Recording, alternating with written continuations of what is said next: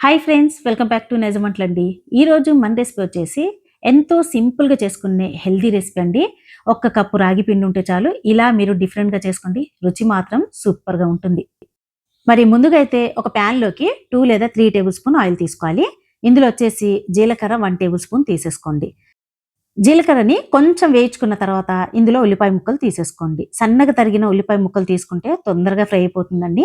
దీంతో పాటు క్యారెట్ తురుము కూడా ఇందులోనే తీసేసుకోవాలి.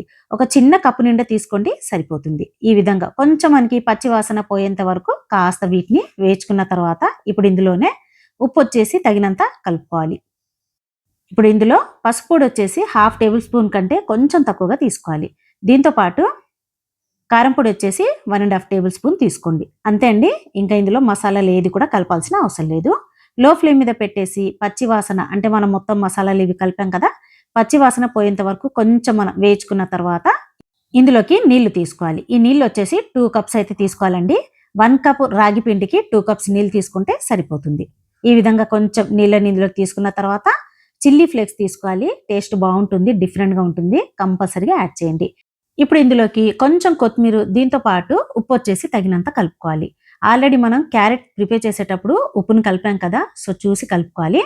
ఇప్పుడు నీళ్లు కొంచెం మరిగిన తర్వాత ఇందులో కప్పు నిండా రాగి పిండి తీసేసుకోవాలి. 1 కప్ రాగి పిండికి 2 కప్స్ నీళ్ళు తీసుకోండి, పర్ఫెక్ట్గా సరిపోతుంది. ఇప్పుడు మంటని లో ఫ్లేమ్ మీద అడ్జస్ట్ చేసేసి పిండి మొత్తాన్ని కలుపుకోవాలండి. చక్కగా ఈ పిండి మొత్తం కలిసేటట్టుగా కలుపుకోండి. కలిపేసిన తర్వాత స్టవ్ని ఆఫ్ చేసేసి ఒక మిక్సింగ్ బౌల్లోకి ఈ పిండి మొత్తాన్ని తీసేసుకోవాలి. మిక్సింగ్ బౌల్లోకి తీసుకున్న తర్వాత ఈ పిండిని ముద్దలాగా కలుపుకోవాలి. అంటే మనం చపాతీ పిండి కలుపుతూ ఉంటాం కదండి, అలా సాఫ్ట్గా కలుపుకోవాలి. ఇందులో ఎక్స్ట్రాగా నీళ్లు కలపాల్సిన అవసరం లేదు. ఇలా వేడిగున్నప్పుడే కొంచెం ఈ పిండి అనేది వేడిగున్నప్పుడే ముద్దలాగా కలుపుకున్నాం అనుకోండి, టేస్ట్ చాలా బాగా వస్తుంది. మనం ప్రిపేర్ చేస్తున్నటువంటి ఈ స్నాక్స్ వచ్చేసి మెత్తగా దూదిలాగా రావాలనుకుంటే కనీసం ఈ పిండిని ఒక 5 నుంచి 10 నిమిషాల వరకైనా ఇలా కలుపుకోండి. ఇప్పుడు పిండిని మెత్తగా కలుపుకున్న తర్వాత చిన్న చిన్న బాల్స్ లాగా ప్రిపేర్ చేసుకోండి. ఏ సైజులో అయితే మనకి ఇవి కావాలో ఆ సైజులో ప్రిపేర్ చేసుకోవాలి. వీటిని చిన్న చిన్న పూరీలాగా అయినా ప్రిపేర్ చేసుకోవచ్చు, లేదనుకోండి మనం చపాతీ చేస్తుంటాం కదా, ఆ సైజులో అయినా మీరు ప్రిపేర్ చేసుకోవచ్చు. ఇప్పుడు కవర్ మీద ఆయిల్ని అప్లై చేసిన తర్వాత పూరీలాగా ఒత్తుకోవాలి. ఇవి ఒత్తుకునేటప్పుడు అవుట్ సైడ్ మొత్తం మనకి క్రాక్స్ అనేవి కనిపిస్తుంటాయి కదా, సో అలా క్రాక్స్ కనిపించకుండా స్మూత్గా అవుట్ సైడ్ అనేది రావాలంటే ఇలా ఒత్తుకున్న తర్వాత పైన ఏదైనా మూతని పెట్టేసి ఈ విధంగా ప్రెస్ చేసుకోండి. ఇలా ప్రెస్ చేయడం వల్ల పర్ఫెక్ట్గా వస్తుందండి. మనకి అవుట్ సైడ్ ఉన్నటువంటి ఎక్స్ట్రా పిండిని మాత్రం తీసేసుకోండి. అంతే అండి. చూసారు కదా, చాలా ఈజీ అన్నమాట. ఈ విధంగా తీసేసామనుకోండి, చూడండి అవుట్ సైడ్ మొత్తం మనకి క్రాక్స్ లేకుండా చాలా ఈజీగా వచ్చేస్తుంది.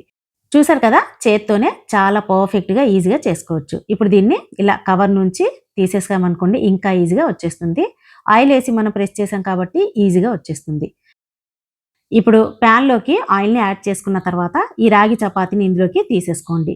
మంట వచ్చేసి మీడియం ఫ్లేమ్ మీద అడ్జస్ట్ చేసిన తర్వాత ఒకవైపు దీన్ని కంప్లీట్గా ఈ విధంగా కాల్చిన తర్వాత వేరొక వైపు టర్న్ చేసేసుకోండి. మరి ఈ స్నాక్స్ పిల్లలు గనక ప్రిపేర్ చేసినట్లయితే ఎక్కువ నెయ్యితో చేయండి, చాలా మంచి రుచి అనేది వస్తుందండి. దూదిలాగా వస్తుంది. మన చపాతీలు ఎలా అయితే మెత్తగా వస్తాయో అంత మెత్తగా, అంత సాఫ్ట్గా వస్తాయి. మరి ఈ స్నాక్స్‌లోకి ఏ చట్నీ కూడా అవసరం లేదండి. డైరెక్ట్‌గా ఇలానే మీరు తినేయొచ్చు. మీకు గనక చట్నీ కావాలనుకుంటే ఇడ్లీ, దోసలో యూజ్ చేసే చట్నీతో మీరు తినేయొచ్చు. మరి ఈసారి తప్పకుండా ట్రై చేసి ఎలా వచ్చిందో ప్లీజ్ నాకు కామెంట్ చేయండి. Thanks for watching friends.